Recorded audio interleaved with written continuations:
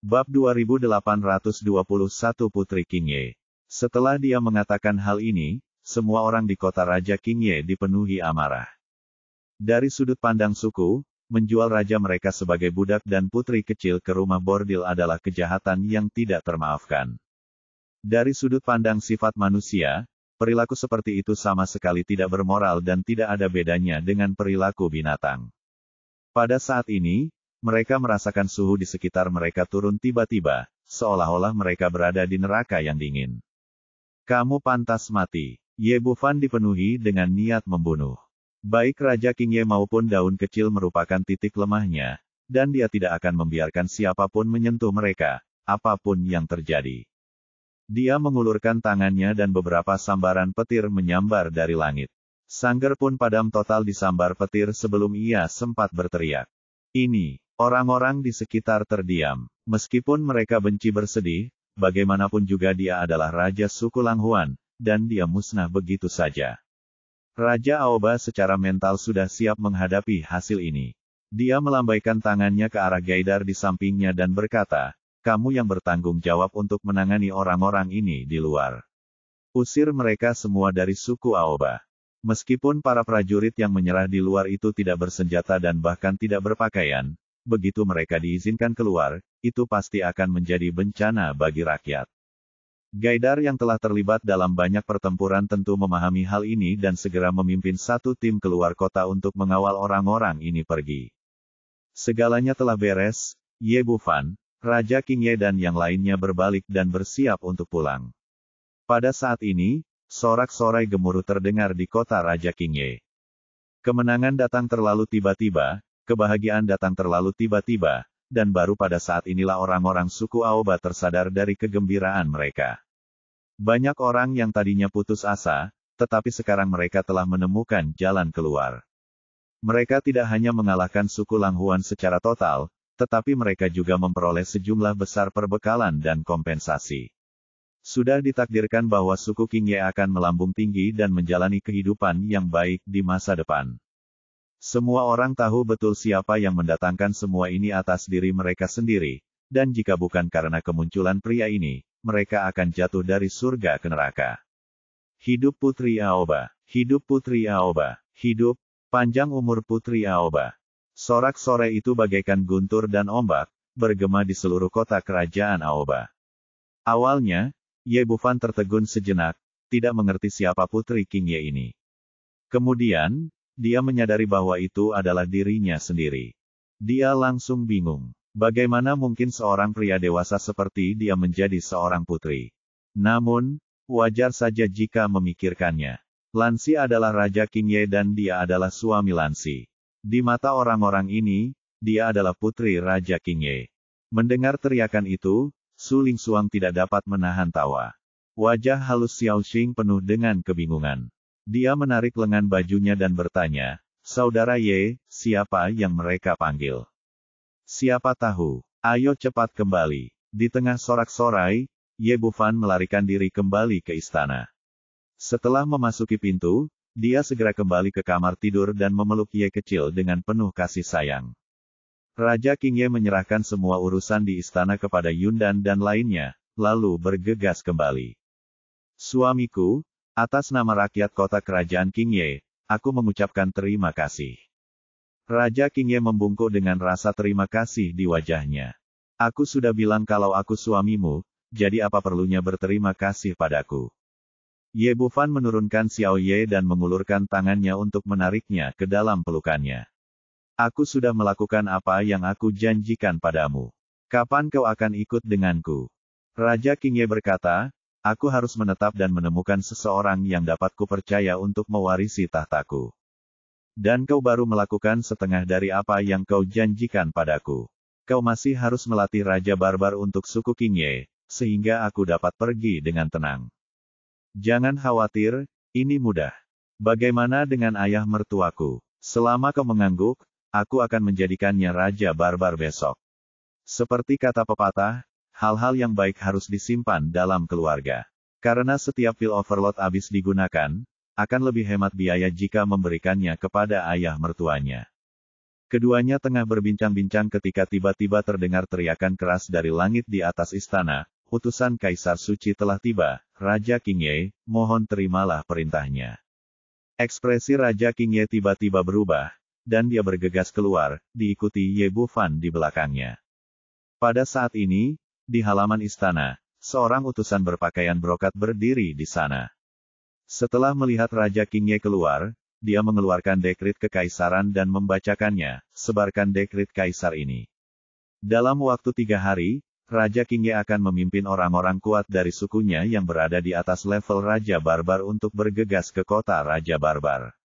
Setelah membaca dekrit kekaisaran, utusan berjubah brokat itu tidak tinggal lama dan segera berpamitan dan pergi. Keduanya kembali ke kamar, dan Ye Bufan bertanya, apa yang terjadi? Sepertinya Kaisar Barbar Suci akan menggunakan pasukan untuk melawan monster. Raja Qingye tampak muram. Sejak Kaisar baru naik tahta, dia telah meningkatkan kultivasinya dan bersiap untuk serangan ke pegunungan Savage. Dia bahkan menyerahkan pemerintahan kekaisaran, kalau tidak, dia tidak akan membiarkan suku Langhuan bertindak begitu sembrono.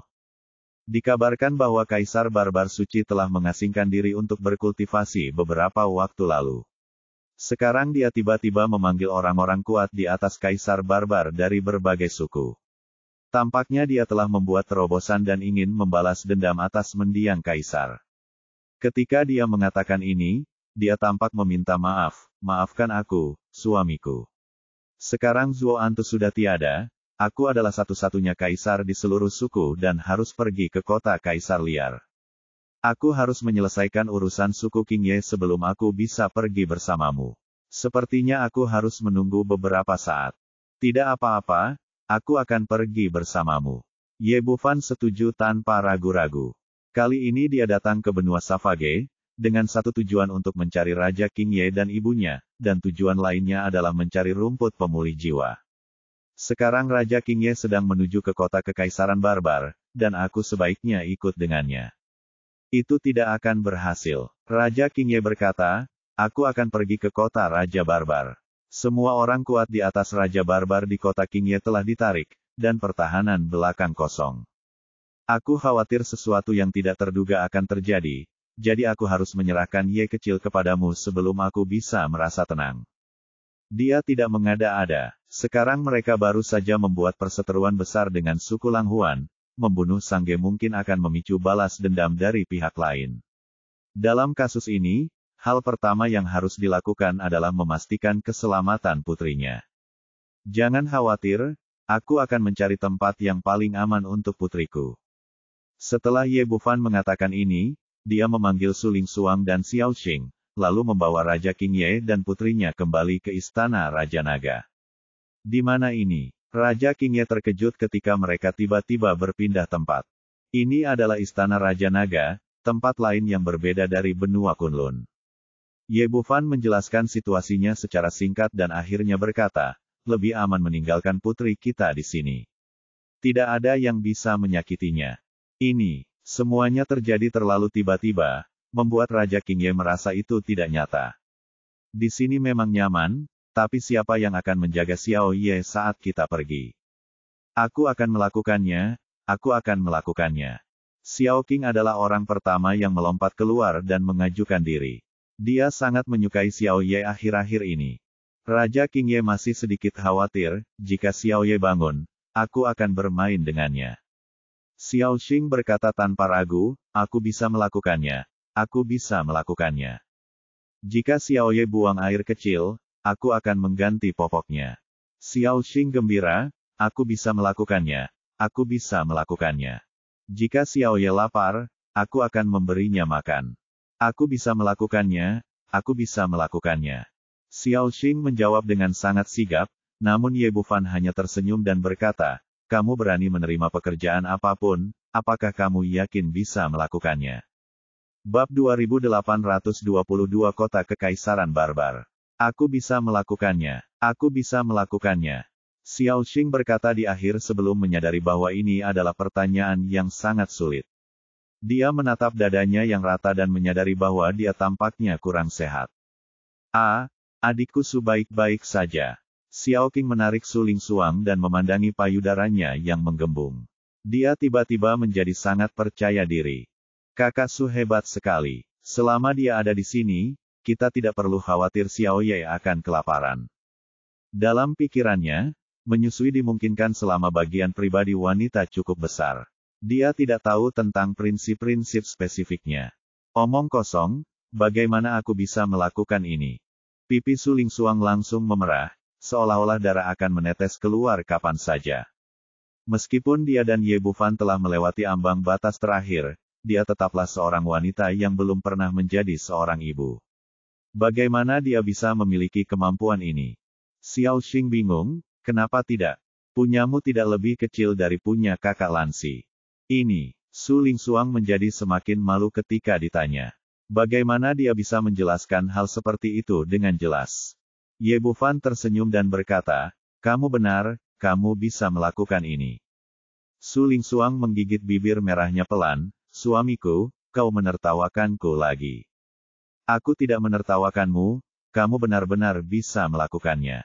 Ye Bufan berkata sambil membalik pergelangan tangannya, sebotol susu pun muncul di tangannya, kemudian susu bubuk dan air panas pun sudah siap. Orang-orang di sekitar menjadi bingung, karena tidak seorang pun pernah melihat hal seperti ini. Xiao Qing bertanya dengan rasa ingin tahu, saudara Ye, apa ini? Ini susu bubuk dalam botol. Siapapun dari kalian bisa memberi makan Xiao Ye.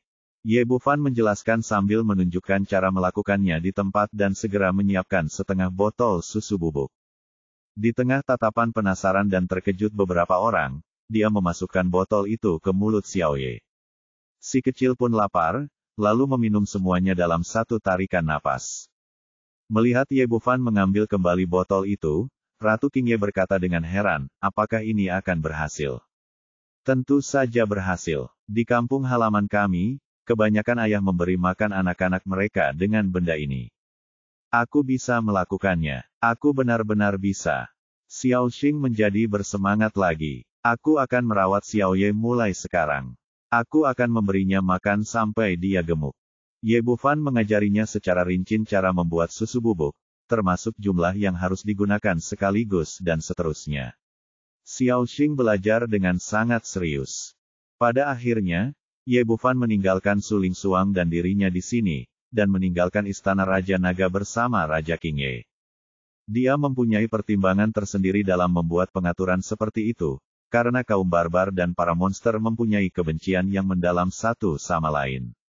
Meskipun Xiao Xing dapat menyembunyikan auranya dengan liontin giok, auranya mungkin akan terbongkar jika ia bertemu dengan monster barbar tua yang tingkat kultivasinya sangat tinggi. Tidak seorang pun dapat meramalkan hal seperti itu. Hal ini membuatnya merasa tidak enak karena harus mengurus Xiao Ye sendirian, jadi dia meminta Suling Suang untuk tinggal juga. Segalanya telah siap. Keesokan harinya, Ye Bufan dan Raja Qing Ye memimpin 100 raja barbar dari suku Qing Ye dan berbaris menuju kota Kekaisaran Barbar. Seluruh jaraknya cukup jauh dan butuh 2 hari penuh bagi mereka untuk berjalan kaki. Pada hari ketiga, mereka melihat sebuah gunung menjulang tinggi di antara awan di kejauhan. Gunung ini, yang menjulang tinggi hingga ke awan dan megah, tidak lain adalah gunung suci kaum barbar, Gunung Tianchang. Kota Kekaisaran Barbar terletak tidak jauh dari kaki gunung. Luasnya puluhan kali lipat kota kerajaan Qing Ye. Tidak terlihat mewah, tetapi memancarkan perubahan dan suasana sederhana. Ye Bufan bertanya, apakah ini Gunung Tianchang? Raja Qing Ye mengangguk dan berkata, ini adalah gunung suci suku barbar saya dan lokasi kuil leluhur. Jangan mendekatinya tanpa izin. Kaisar barbar Lunri sedang bermeditasi di sini, dan siapapun yang mendekat akan dibunuh tanpa ampun. Ye Bufan telah mendengar tentang ini dari Yu Buzu, kepala istana-istana Taixu. Pada saat itulah rumput pengembalian jiwa ditemukan di Gunung Suci. Tiba-tiba dia memikirkan sebuah pertanyaan dan bertanya, apakah ada ratu barbar perempuan di suku barbarmu? Tipe yang memiliki tingkat kultivasi yang sangat tinggi, setidaknya di tahap ratu barbar akhir. Tidak, Raja Qing Ye menggelengkan kepalanya tanda setuju, ada puluhan orang kuat di atas ratu barbar di sukuku, dan akulah wanita pertama. Mendengar jawaban ini, Ye Bufan mengerutkan kening. Jika kaum barbar tidak memiliki raja perempuan, siapakah wanita berambut merah itu? Secara logika, dengan kekuatannya yang dahsyat, dia seharusnya terkenal di seluruh benua Savage. Bagaimana mungkin dia tidak dikenal? Selagi mereka berbincang, mereka terus bergerak maju, semakin dekat ke kota kekaisaran barbar. Pada saat itu, 300 atau 400 orang bergegas keluar dari hutan di samping mereka, tidak hanya menghalangi jalan mereka, tetapi juga mengepung mereka. Masing-masing orang ini memiliki tingkat kultivasi di atas Raja Barbar. Yang memimpin mereka adalah seorang lelaki tua berambut putih dan seorang lelaki setengah baya berpenampilan kasar. Keduanya telah mencapai tahap awal Kaisar Barbar. Setelah melihat orang-orang ini, ekspresi Raja Qingye tiba-tiba berubah. Semua orang di suku Qingye tiba-tiba menjadi gugup. Pihak lainnya memiliki 2 kaisar barbar dan lebih dari 300 raja barbar. Kesenjangan kekuatannya sungguh besar. Zesu, apa yang akan kamu lakukan? Raja Qingye melotot ke arah lelaki tua di depannya. Gaidar menghampiri Ye Bufan dan berbisik, Tuan muda, mereka semua adalah orang-orang dari suku Langhuan. Yang abadi adalah mantan Raja Langhuan, ayah Sangge, Zesu. Yang lainnya adalah tetua ketiga dari suku Langhuan, Wu Kuotai. Keduanya adalah orang-orang kuat di tahap awal Kaisar Barbar. Ye Bufan mengangguk sedikit, yang tidak jauh berbeda dari apa yang diharapkannya. Namun kekuatan suku Langhuan cukup kuat. Setelah membunuh 2 kaisar barbar tahap tengah, 2 kaisar barbar tahap awal muncul. Dengan 4 raja barbar yang memimpin satu suku, tidak mengherankan jika suku tersebut merupakan suku terkuat di antara 8 suku. Seperti dikatakan Gaidar, mereka yang datang semuanya adalah orang-orang kuat dari suku Langhuan. Tatapan Zesu menyapu Raja Qingye dan Ye Bufan, matanya dipenuhi dengan niat membunuh yang dalam. Jika tatapan bisa membunuh, mereka berdua sudah akan mati 1000 kali. 40.000 prajurit tewas dari total pasukan sebanyak 300.000. Dan putranya sendiri juga tewas di bawah kota kerajaan Qingye. Dia dipermalukan dan terluka parah. Bagaimana mungkin dia tidak marah? Tapi bagaimanapun juga dia adalah mantan Raja Langhuan. Meskipun dia sangat marah, dia tidak kehilangan akal sehatnya. Bukannya dia tidak ingin membalaskan dendam putranya, tetapi kekuatannya tidak memungkinkan. Meskipun suku Langhuan kuat, mereka kehilangan 2 raja barbar tahap tengah sekaligus, yang dapat dikatakan sebagai pukulan serius bagi vitalitas mereka. Terutama pemerasan Ye Bufan sama saja dengan menguras darah suku mereka. Suku Langhuan kini sudah kehabisan tenaga dan bahkan tidak bisa mengumpulkan cukup peralatan untuk pasukan berjumlah 300.000 orang. Bagaimana mungkin mereka bisa datang untuk membalas dendam? Namun dia tidak dapat menelan penghinaan ini, jadi dia pun menyusun rencana untuk memimpin orang-orang kuat dari seluruh suku untuk mencegat suku Qingye di luar kota Kaisar Barbar. Menurut informasi yang telah dikumpulkannya sebelumnya, alasan mengapa suku Aoba menang sepenuhnya karena ras manusia di depan mereka telah mempersiapkan formasi yang sangat kuat sebelumnya. Tetapi sekarang kita berada di luar kota Kaisar Barbar, lawan tidak mungkin memiliki formasi apapun, dan kita mempunyai keunggulan mutlak berdasarkan kekuatan kita sendiri. Mendengar pertanyaan Raja Qingye, dia menggertakkan giginya karena kebencian. Lan Xi, kau telah membunuh putraku Sangge, melukai 40.000 prajurit sukuku, dan merusak reputasi suku Langhuanku. Kita harus menyelesaikan masalah ini. Bab 2823 Siapa yang memberimu wajah itu? Ingin menyelesaikan masalah dengan suku Aobaku. Aku benar-benar tidak tahu siapa yang memberimu keberanian untuk melakukan itu. Meskipun krisis sebelumnya telah berlalu, wajah Raja Aoba masih dipenuhi kemarahan saat ia menyebutnya. Zesu, lihat apa yang telah dilakukan putramu. Sebagai sesama orang barbar, dia memilih untuk melawan suku Qingyeku, memperkosa, menjarah, dan melakukan segala macam kekejaman, serta menindas ibuku dan aku. Dengan kejahatan yang telah dilakukannya, dia pantas dibunuh ribuan kali. Beraninya dia datang kepadaku untuk membalas dendam. Kamu, ekspresi Zesu membeku, lalu dia berkata, siapa yang bisa kamu salahkan? Jika kamu menerima lamaran anakku, bagaimana mungkin hal-hal yang terjadi kemudian bisa terjadi? Kamu hanya bisa menyalahkan dirimu sendiri karena tidak tahu apa yang baik untukmu. Apakah kamu gila, orang tua? Ye Bufan melangkah maju dan berdiri bahu-membahu dengan Raja Qingye. Apakah kamu benar-benar berpikir kamu adalah raja? Ketika putramu melamar, orang lain seharusnya setuju. Bagaimana ini bisa terjadi? Kebetulan aku punya babi putih besar di sini dan aku melamar putrimu. Kamu juga akan setuju, kan? Kamu, Zesu sangat marah hingga matanya menyemburkan api. Wah, kau telah membunuh anakku. Aku akan memotong-motongmu, mengulitimu hidup-hidup, mencabut urat-uratmu, menggiling tulang-tulangmu, dan menyebarkan abumu. Orang ini bicara sambil menggertakkan giginya, yang menandakan betapa kuatnya kebencian di hatinya. Raja Qingye berkata dengan nada dingin, Zesu, ini adalah kota kaisar liar. Jika kau berani bertindak gegabah, Kaisar Suci tidak akan membiarkanmu pergi. Zesu tersenyum muram, meskipun ini adalah kota kaisar liar, pertempuran dilarang di dalam kota. Pertempuran di luar kota sama sekali tidak termasuk dalam ruang lingkup peraturan Kaisar Suci. Ye Bufan menggerakkan pergelangan tangannya dan tersenyum jenaka, jadi begitu, kalau begitu aku lega. Sekarang di benua Savage, dia harus mempertimbangkan Raja Qingye terlebih dahulu sebelum melakukan apapun. Karena tidak ada larangan untuk melakukan aksi di luar kota, dia pun tidak khawatir. Zesu tidak tahu semua ini. Dia menatap Raja Qingye dengan tatapan dingin dan melambaikan tangannya. Silakan, tangkap wanita ini dulu untukku. Seperti kata pepatah, untuk menangkap pencuri, Anda harus menangkap rajanya terlebih dahulu. Menurutnya, selama dia dapat menangkap Raja Qingye terlebih dahulu, baik Ye Bufan maupun rakyat lainnya akan berada di bawah belas kasihannya. Ya, Wu Kuotai yang ada di sampingnya setuju dan berjalan keluar, dengan cahaya terang bersinar di matanya. Kekalahan telak sebelumnya di tangan suku Qingye telah membuat setiap anggota suku Langhuan sangat malu, dan dia juga menunggu pembalasan dendam.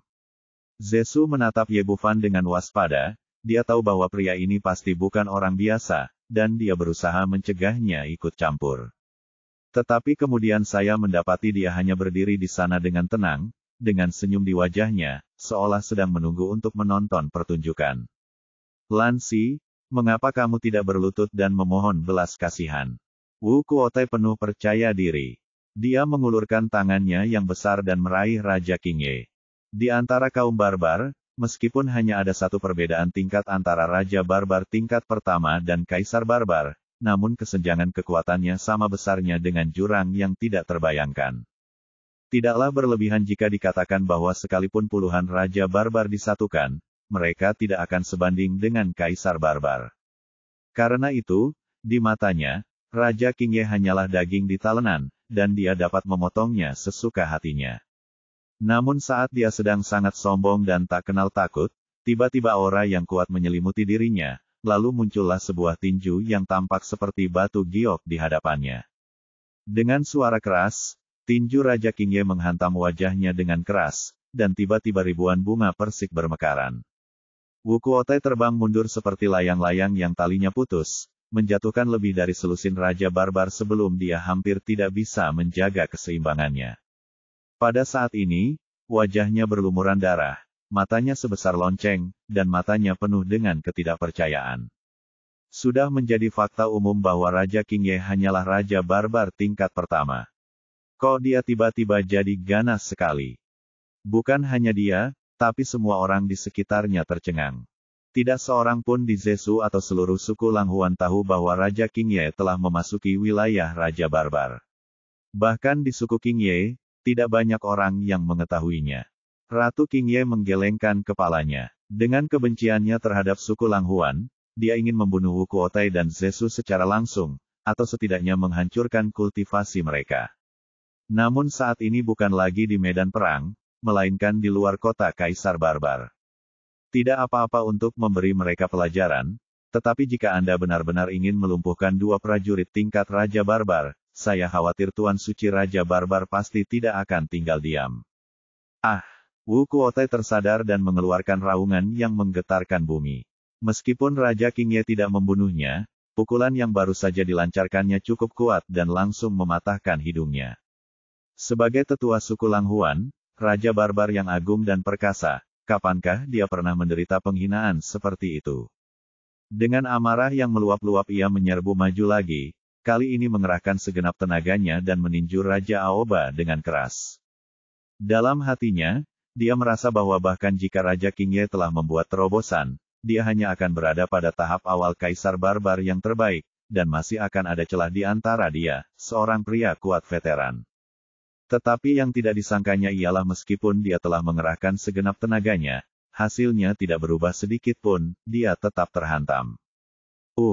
Kegagalan Wu Kuotai pertama kali dapat dikaitkan dengan meremehkan musuh, tetapi kedua kalinya dia masih dikalahkan dalam satu gerakan. Hal itu hanya dapat dikaitkan dengan satu hasil, yaitu, Raja Qingye terlalu kuat, begitu kuatnya sehingga dia tidak dapat melawan. Semua penonton menunjukkan ekspresi terkejut di wajah mereka, dan pikiran yang sama muncul di benak mereka, itu sebenarnya adalah tahap tengah Kaisar Barbar. Sebagai tetua ketiga suku Langhuan, Wu Kuotai telah memasuki wilayah Kaisar Barbar selama beberapa dekade. Hanya Kaisar Barbar tingkat menengah yang bisa mengalahkannya dengan mudah. Mereka yang hadir setidaknya adalah prajurit tingkat Raja Barbar. Mereka telah menanggung berbagai kesulitan yang tak terhitung jumlahnya dalam kultivasi mereka dan memiliki pemahaman yang mendalam tentang jalur kultivasi. Ada ratusan Raja Barbar yang hadir, tetapi hanya segelintir dari mereka yang akhirnya dapat melangkah ke wilayah Kaisar Barbar. Itu normal meski tidak ada satu pun. Tetapi Raja Qingye di depan mereka benar-benar mengubah persepsi mereka. Dia tidak hanya bergabung dengan barisan Raja Barbar, tetapi dia juga melangkah ke panggung tengah dalam satu gerakan. Bagaimana dia melakukannya? Wu Kuotai bangkit dari tanah, wajahnya yang berdarah penuh kebingungan. Pada saat ini, dia mendengar raungan Zesu di telinganya, "Hentikan Raja Qingye, aku akan berurusan dengan manusia itu." Sebagai mantan Raja Langhuan, Zesu jelas seorang lelaki tua yang licik. Dia segera menyadari bahwa semua ini mungkin ada hubungannya dengan Ye Bufan. Tak peduli apapun, selama kita bisa menyelamatkan umat manusia ini, segalanya akan berpeluang untuk dibalikkan. Setelah berkata demikian, dia melesat ke udara dan menerkam Ye Bufan bagaikan seekor elang yang menukik ke arah kelinci. Menurutnya, selama dia dapat menghentikan Raja Qingye sejenak, dia akan berhasil. Kerjasama Wu Kuotai juga sangat baik. Dia meraung lagi dan meninju Raja Qingye dengan seluruh kekuatannya. Meskipun dia terlempar lagi seperti yang diduga, dia berhasil membeli waktu. Zesu berada di udara, dan melihat jarak semakin dekat, secercah kegembiraan melintas di matanya. Ye Bufan berdiri di sana tak bergerak, jelas-jelas ketakutan oleh auranya sendiri. Tepat saat dia hendak menjatuhkan lawan dalam satu gerakan, sebuah kaki besar tiba-tiba muncul di hadapannya. Lalu semuanya menjadi gelap di depan matanya dan dia terbang keluar seperti bola, 10 kali lebih cepat daripada saat dia datang. Zesu dipenuhi rasa ngeri. Bukankah dikatakan bahwa pemuda ini adalah seorang master formasi? Kok bisa kultivasinya begitu kuat? Namun sebelum dia bisa menyadari apa yang sedang terjadi, sebuah kaki besar lain muncul di hadapannya. Bab 2824 tarik semuanya keluar. Zesu menggertakkan giginya penuh kebencian dan meninju lagi, tetapi pukulannya meleset. Ye Bufan menendangnya dengan keras di dada dan dia terlempar seperti bola lagi. Begitu saja, sebuah pemandangan aneh terungkap. Dia diusir lagi dan lagi. Setiap kali dia hendak terjatuh, kaki Ye Bufan akan muncul di depannya tepat waktu. Zesu yang amat marah sempat berpikir untuk melawan dan menghindar, namun sekeras apapun ia berusaha, ia tak dapat menghindari kaki orang itu dan terus-menerus ditendang dengan akurat. Semua orang yang hadir, baik dari suku Qingye atau suku Langhuan, tercengang. Kalian harus tahu bahwa ini adalah Raja Barbar, seorang pria kuat yang berdiri di level tertinggi di benua Savage, tetapi sekarang dia diperlakukan seperti bola. Kalau dulu ada yang pernah mengatakan hal ini, mereka tidak akan percaya, tapi sekarang hal itu terjadi di depan mata mereka. Zesu meraung dan menyemburkan darah. Apa yang kalian lihat? Cepat selamatkan pangeran. Wu Kuotai bangkit dari tanah dan berteriak keras. 300 Raja Barbar itu tiba-tiba terbangun seolah-olah dari mimpi dan langsung menerkamnya seperti serigala dan harimau. Ikuti perintahku dan lindungi Tuan Muda Ye. Gaidar berteriak dan siap memimpin Raja Barbar suku King Ye untuk bergegas maju membantu. Pada saat ini, Ye Bufan menendang Zesu ke tanah, menyegel titik akupunturnya, dan kemudian dia melesat ke perkemahan suku Langhuan. Dengan kultivasi dan keterampilan fisiknya, raja-raja barbar ini tidak dapat menghentikannya. Untuk sesaat, dia seperti seekor ikan di dalam air. Sosoknya melesat di antara kerumunan bagaikan angin puyuh, dan kemanapun ia lewat, ada 7 atau 8 raja barbar dengan titik akupuntur, mereka tersegel, berdiri di sana seperti tiang kayu. Hanya dalam 7 atau 8 tarikan napas, titik akupuntur di seluruh 300 raja barbar itu tersegel, dan mereka berdiri tak bergerak dalam posisi aneh. Akhirnya, Ye Bufan menangkap Wu Kuotai yang hendak melarikan diri, menyegel titik akupunturnya, dan melemparkannya dengan keras di depan Raja King Ye. Bagaimana kita harus menghadapi orang-orang ini? Haruskah kita menghancurkan kultivasi mereka atau membunuh mereka secara langsung? Raja King Ye ragu-ragu. Dia belum mengambil tindakan tegas apapun sebelumnya karena dia khawatir dengan identitas mereka. Lagi pula, ini berada di luar kota Kaisar Barbar. Pada saat ini, Zesu yang sedang berbaring di tanah berteriak, "Lansi, kamu tidak boleh menyentuhku, kalau tidak, Raja Barbar tidak akan membiarkanmu pergi." Wu Kuotai juga berteriak, "Benar sekali. Tuan Suci pasti punya sesuatu yang besar untuk diberitahukan kepadamu saat dia mengumpulkan semua orang di sini. Kamu tidak bisa menyentuh kami." Raja King Ye mendesah. Memang benar dia tidak dapat berbuat apa-apa terhadap pihak lain di sini. "Suamiku, biarkan mereka pergi." Begitu dia mengatakan ini, semua orang di suku Langhuan menunjukkan kegembiraan di wajah mereka. Senyum aneh muncul di wajah Ye Bufan, "Biarkan mereka pergi. Itu terlalu mudah." Zesu tidak dapat menahan rasa gugupnya, "Apa yang akan kau lakukan?" "Nak, jangan lakukan hal bodoh. Kalau tidak, Tuan Suci tidak akan membiarkanmu pergi." "Jangan khawatir, karena istriku sudah berbicara, aku tidak akan menghancurkan kultivasimu atau membunuhmu." Sebelum Zesu bisa tenang, Ye Bufan melanjutkan, "Tapi kalian datang ke sini untuk menyinggung istriku, kalian harus membayar harganya." Melihat senyum cerahnya, Zesu merasakan hawa dingin di punggungnya. "Tuan Ye, izinkan saya memberitahu Anda, jangan melakukan sesuatu yang gegabah." Sebelum dia bisa menyelesaikan kata-katanya, dia merasa tangannya kosong, dan cincin penyimpanan itu telah diambil oleh pihak lain. Karena itu adalah sebuah piala, Ye Bufan tidak akan sopan sama sekali.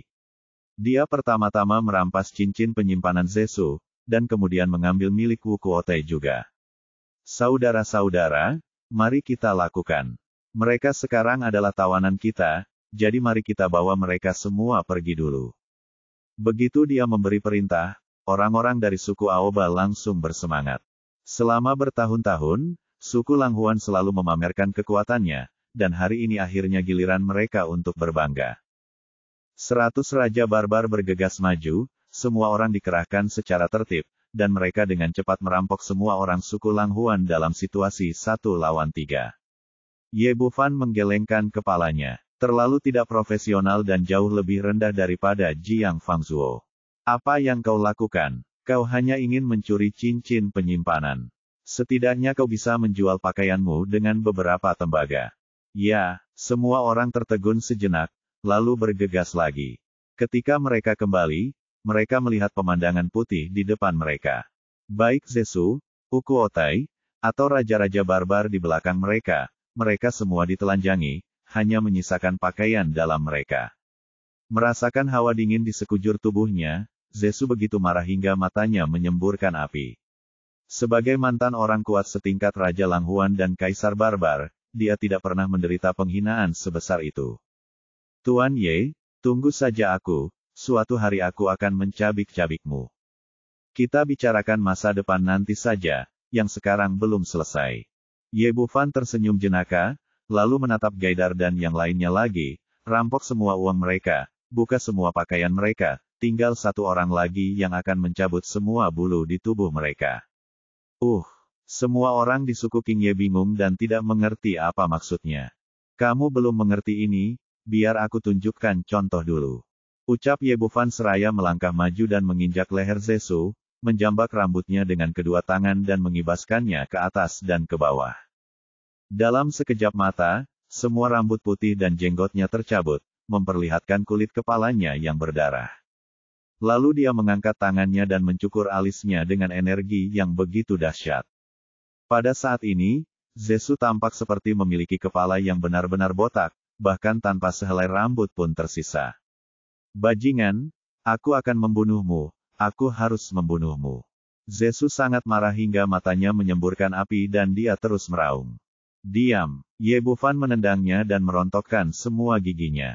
Orang tua ini tidak jauh lebih baik dari Sanger, karena ia bisa melahirkan seorang putra seperti Sanger. Dia hampir menyakiti istri dan putrinya, jadi wajar saja dia tidak akan bersikap sopan kepada orang seperti itu. Orang-orang di sekitar merasakan kulit kepala mereka kesemutan. Meskipun sang putri tidak membunuh orang lainnya, metode yang digunakannya terlalu kejam. Apakah kamu mengerti? Jika tidak, aku akan menunjukkannya kepadamu lagi. Setelah Ye Bufan selesai berbicara, dia mengulurkan tangannya, meraih Wu Kuotai, dan mencabut semua rambutnya dalam beberapa detik. Sekarang kau mengerti, ikuti saja standarku. Ya, Gaidar dan lainnya setuju. Meskipun mereka semua adalah orang barbar, saudara dan teman mereka telah tewas di tangan pihak lain dalam perang sebelumnya, jadi bagaimana mereka bisa bersikap sopan? Meskipun saya gagal membunuh orang lain, bentuk balas dendam ini masih sangat memuaskan. Kemudian teriakan demi teriakan terdengar satu demi satu, dan rambut serta jenggot 300 raja barbar suku Lang Huan semuanya dicabut. Melihatnya hampir selesai, Ye Bufan mengangguk puas. Baiklah, ayo berangkat. Setelah berkata demikian, dia maju selangkah, memasukkan kepala Zesu ke dalam lumpur dan berjalan mendekat. Zesu menarik kepalanya keluar dari lumpur, meludahkan lumpur ke mulutnya, dan meraung marah saat dia melihat punggung para anggota suku Aoba pergi. Bajingan, Ye Bufan, Lansi, tunggu saja aku akan melaporkan kalian kepada Kaisar Barbar. Orang-orang barbar itu memiliki tubuh yang kuat, dan mereka melepaskan titik akupuntur mereka sendiri dalam waktu singkat. Mereka mengikuti dari belakang dan bergegas menuju kota Kaisar Barbar.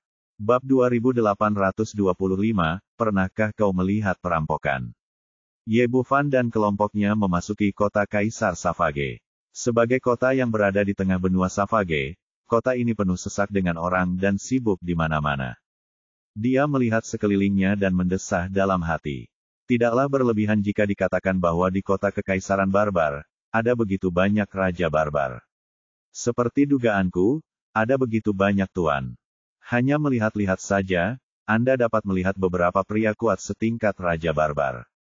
Raja Qingye memimpin tim ke stasiun pos, menenangkan semua orang, dan kemudian bergegas ke istana untuk menemui Raja Barbar Suci. Masuknya suku Aoba ke kota Kekaisaran tidak menimbulkan banyak keributan, dan tidak banyak orang yang memperhatikannya. Namun ketika orang-orang suku Lang Huan memasuki kota, mereka langsung menimbulkan sensasi besar. Jumlah mereka lebih dari 300 orang, semuanya berkepala botak dan beberapa bahkan tidak memiliki alis atau janggut, dan kepala serta wajah mereka berlumuran darah. Yang paling penting adalah mereka telanjang kecuali celana panjang. Kadang-kadang, beberapa orang bahkan melilitkan beberapa daun di pinggang mereka. Gambar yang aneh seperti itu membuat orang sulit untuk tidak memperhatikan. Dari mana datangnya sekelompok orang ini? Mengapa mereka semua seperti ini? Apakah mereka dirampok? Lucu sekali. Saya pernah melihat orang dirampok uang dan wanitanya, tapi pernahkah Anda melihat orang dirampok rambutnya? Hahaha, dengan bokong telanjang dan kepala berbentuk telur, sungguh lucu. Mendengarkan diskusi di sekitarnya, Zesu sangat malu hingga dia menutupi wajahnya dengan tangannya dan bergegas masuk ke dalam istana. Aula Tahta Emas Kekaisaran Barbar. Aula ini dibangun dengan keterampilan hebat dan luasnya lebih dari 1000 meter persegi, tetapi saat ini benar-benar sunyi. Kaisar Barbar Suci duduk di tengah, mengenakan jubah emas dan topeng emas di kepalanya, menutupi seluruh wajahnya. Meskipun wajah mereka tidak terlihat, tekanan tak terlihat itu memenuhi seluruh aula.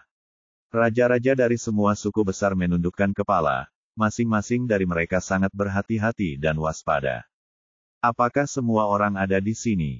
Suara Kaisar Barbar Suci terdengar rendah namun menampakkan keagungan tak terbatas.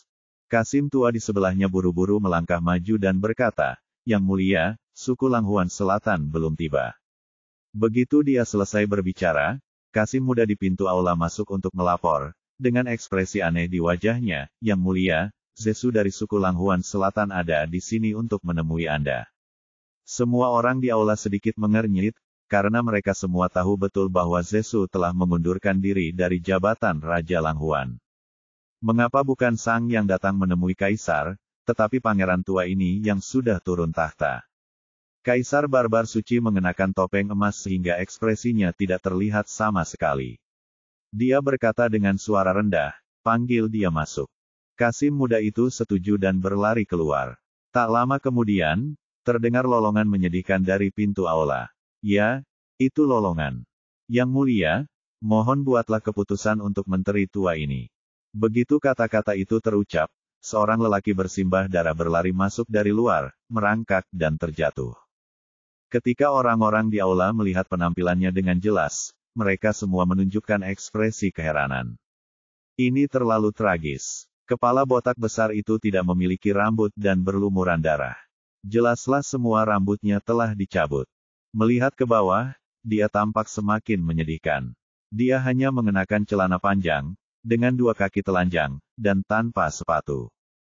Jika orang-orang ini tidak bekerja bersama selama bertahun-tahun dan sangat akrab satu sama lain, mereka tentu tidak akan mengenali bahwa ini adalah mantan pangeran tua Zesu.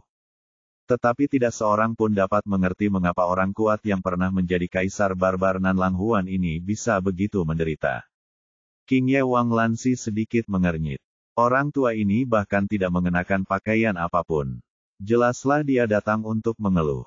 "Yang mulia, mohon lakukan sesuatu untukku." Zesu menangis sedih lagi. Itu memang benar adanya. Ia tidak membersihkan luka-lukanya dan tidak mengganti pakaiannya, dan ia berlari ke ruang tahta dalam keadaan yang begitu menyedihkan, hanya untuk mendapatkan simpati dan mengajukan keluhan. "Zesu, apa yang terjadi?" Suara Kaisar Barbar Suci masih rendah, tanpa riak sedikit pun, membuatnya sulit mengetahui apa emosinya. "Yang mulia, ini Raja Lansi dari Nanxingye. Dia tidak hanya membunuh putraku dan menghancurkan 40.000 prajurit elit suku Langhuanku, dia juga mempermalukan menteri-menteri lamaku di luar kota. Yang mulia, tolong bantu aku."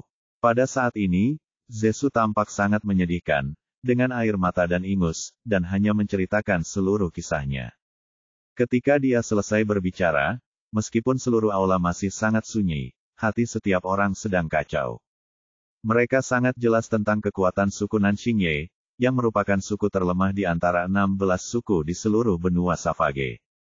Mereka juga mengetahui tentang dendam antara Lansi dan Sangge, dan menyadari bahwa suku Langhuan sebelumnya telah mengirim pasukan untuk menyerang suku Qingye.